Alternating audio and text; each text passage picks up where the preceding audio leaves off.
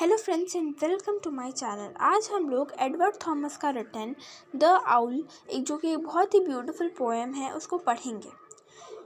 So let's start with line by line explanation of this particular poem. Down he like came, hungry and yet not starved, cold yet had heat within me that was the proof against the north wind, tired yet so that rest had seemed the sweetest thing under a roof। क्या इसका मतलब है? यहाँ पे आई है poet, ठीक है। तो पोएट बोल रहे हैं कि मैं डाउन हील, यानी कि वो हील से उतर रहे थे और तब वो बोल रहे हैं कि आई वॉज हंग्री, ठीक है। ऑल तो मैं भूखा था but I was not starving. ऐसा कोई बात नहीं है कि मैं बहुत दिनों से या बहुत घंटों से भूखा था। ऑल तो I was hungry but I was not starved at that moment. हालांकि मुझे ठंड लग रही थी बट मेरे अंदर इतनी एनर्जी थी, इतनी हीट थी कि वो जो है मुझे नॉर्थ विंड जो नॉर्थ की तरफ से कोल्ड विंड्स ब्लो करती हैं उससे बचा रही थी। मेरे अंदर जो गर्मी थी, जो एनर्जी थी, वो मुझे उन ठंडी हवाओं से बचा रही थी। हालांकि मैं टायर्ड था, ठीक है, मतलब मैं टायर्ड था और इसी वजह से जो रेस्ट है, जो रूम है जो मुझे इस टायर्डनेस से प्रिवेंट कर सकता है, मैं वहाँ जाके रेस्ट कर सकता हूँ, सो सकता हूँ, वो जगह मुझे सबसे ज़्यादा स्वीटेस्ट लग रहा था अंडर अ रूफ। मतलब यहाँ पे बोलना पोएट ये चाह रहे हैं कि although I was hungry, I was cold and I was tired, but मैं अपने हंगर को, अपने जो ठंड लग रही है उसको अभी रोक सकता हूँ। पर मैं इतना थका हुआ हूँ कि इस मोमेंट पे सबसे ज़्यादा ज़रूरत है मुझे रेस्ट की। I want to sleep, I want to get rid of this tiredness। Then at the inn I had food, fire and rest। तो यहाँ पे बेसिकली बताया जा रहा है फर्स्ट स्टैंजा में कि पोएट के पास अभी फ़िलहाल कुछ नहीं है और वो डिज़ायर कर रहे हैं कि मुझे ये चीज़ मिल जाए। फिर वो जाते हैं इन में। तो because he was capable enough to give the money for that particular inn, वो इन में गए एंड वहाँ पे उन्होंने सब कुछ जो हम लोग को फर्स्ट स्टैंजा में पता चल रहा है कि नहीं था पोएट के पास, वो सब कुछ सेकंड स्टैंजा में पोएट इन के अंदर जाके इंजॉय कर रहे हैं। जैसे कि फूड, तो हंग्री थे तो फूड लिए, रेस्ट लिए, टायर्ड थे तो, एंड फायर बिकॉज उनको ठंडा लग रहा था। सो ये सब कुछ वो लिए क्योंकि वो जानते थे कि वो कितने टायर्ड, हंग्री और भूखे हैं और बेसिकली उनको कितना ठंडा लग रहा है। सो इसी वजह से उनको ये सारा चीज़ जो है बहुत ज़्यादा पीस दिया, बहुत ज़्यादा आराम दिया पूरे उस सफ़र के बाद। All of the night was quite bared out except an owl's cry, a most melancholy cry। Now melancholy means कि बहुत ज़्यादा सैड, बहुत ज़्यादा एक डीप वॉइस जो कि एकदम सैडनेस शो कर रहा है या फिर एकदम डिप्रिवेशन शो कर रहा है कि किसी के पास कुछ नहीं है, ठीक है।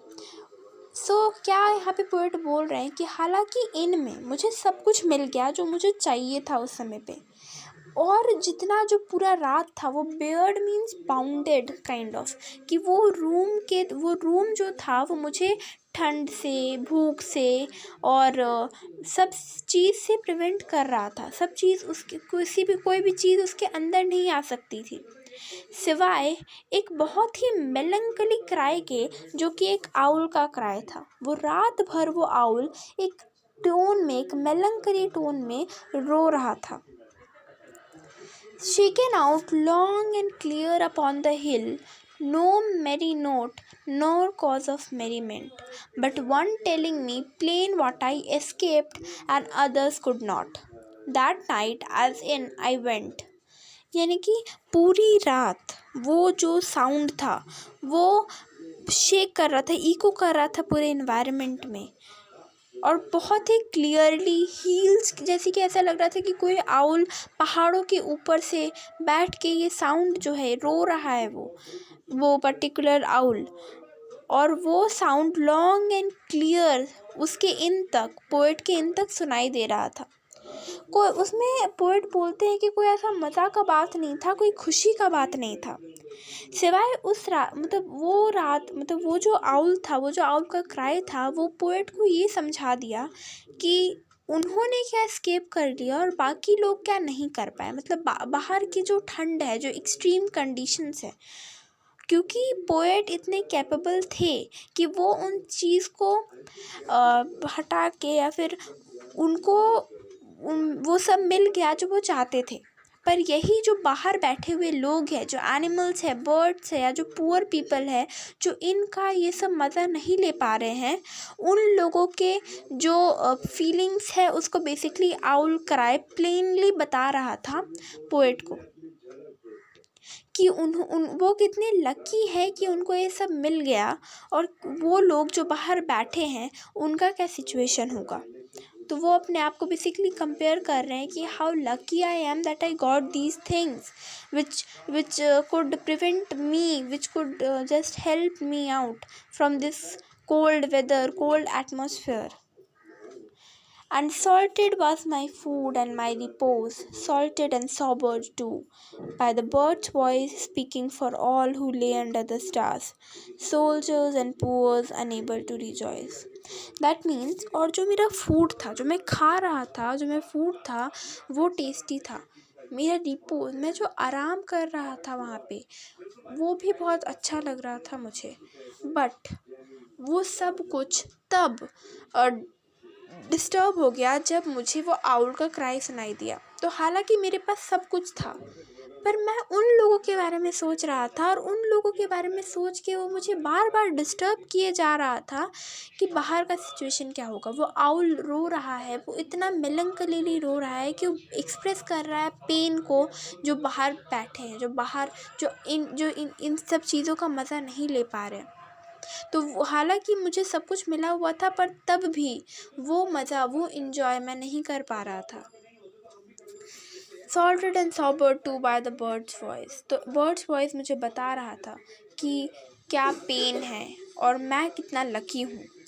Speaking for all who lay under the stars, वो जो आउल क्राई है वो मुझे क्लियरली बहुत अच्छे से बता रहा था कि क्या सिचुएशन है जो बाहर स्टार्स के नीचे ठंड में भूखे जो लोग बैठे हैं, जैसे कि सोल्जर्स एंड पुअर, जो कि इन चीज़ों का मज़ा नहीं ले पा रहे हैं।